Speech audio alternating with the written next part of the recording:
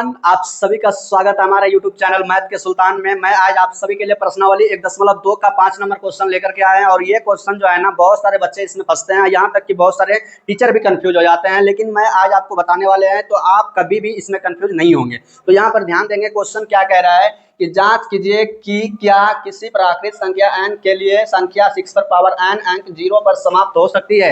आपको यहाँ पे बोल रहा है जांच करने के लिए 6 पर पावर n अंक जो है ना 0 पर कभी समाप्त हो सकता है।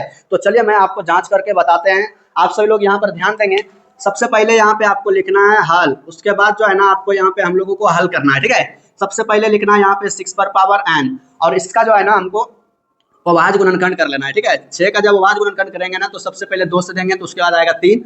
इसका अभाज्य गुणनखंड हमारा हो गया 2 गुना 3। अब इसको हम लिख सकते हैं इस प्रकार से, 6 पर पावर n बराबर 2 गुना 3 पर पावर n। इस तरह से हम लोग लिख लिए, इसका अभाज्य गुणनखंड आ गया। अब हम लोगों को एक चीज ध्यान देना है कि कोई भी संख्या शून्य पर समाप्त होता है। मैं उसका एग्जाम्पल लेते हैं, जैसे कि 10 देखिए हमारा शून्य पर जो है ना समाप्त होता है। ठीक है, अब एग्जाम्पल लेते हैं 50। यहाँ पर देखिए 50, ये भी हमारा जो है ना शून्य पे समाप्त होता है। 20, 160, 70, 1000, ये सब जो है ना शून्य पे समाप्त होता है। अब जो है ना इनके ऊपर थोड़ा सा ध्यान देंगे। यहाँ पे 10 है ना, इसका हम लोग अभाज्य गुणनखंड करते हैं। अभाज्य गुणनखंड करेंगे 2 से देंगे तो यहाँ पे आएगा 5। 10 का अभाज्य गुणनखंड हो गया 2 गुना 5। अब यहाँ पे हम 50 का करते हैं। देखिए 50 का करेंगे 2 से देंगे तो यहाँ पे आएगा 25।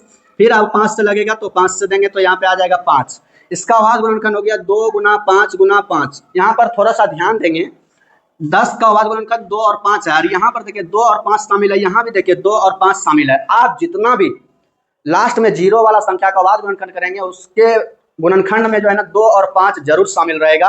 अब यहाँ पर हमको एक चीज लिखना है, ठीक है, कि कोई भी संख्या शून्य पर समाप्त तभी हो सकता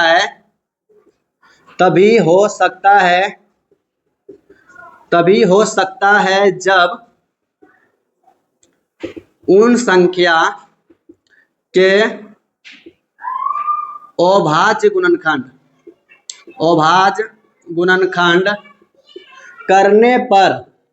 गुणनखंड करने पर 2 और 5 शामिल हो। 2 और 5, यहाँ पे देखिए 2 और 5 है, देखिए इसमें भी 2 और 5 है, इसमें भी 2 और 5 है। कोई भी संख्या शून्य पर तभी समाप्त होगा जब उसका अभाज्य गुणनखंड करेंगे तो उसमें 2 और 5 शामिल होना चाहिए। तो अब यहाँ पर लिखना है, इसलिए 6 पर पावर n संख्या के अभाज्य गुणनखंड करने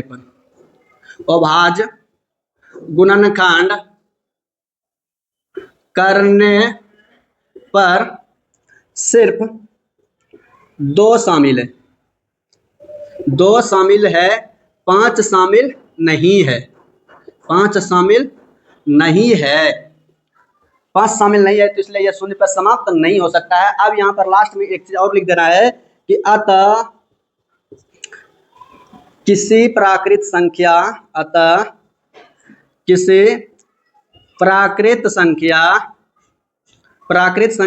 n के लिए संख्या 6 पर पावर n अंक 0 पर समाप्त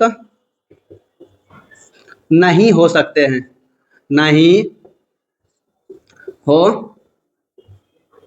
हैं। बस इतना ही आपको लिखना था और इनका सॉल्यूशन बस इतना ही था, और शायद आप सभी लोग समझ गए होंगे। बाकी आप सभी से उम्मीद करेंगे कि जिस प्रकार से इस वीडियो को मैंने बताया आपने उसको सीखा, उसी तरह से आपका जो भी दोस्तों को इस तरह का प्रश्न में दिक्कत हो रहा है आप उसको सब शेयर जरूर कर देंगे।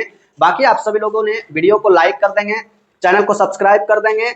आप सभी को बहुत बहुत धन्यवाद। जय हिंद, जय भारत।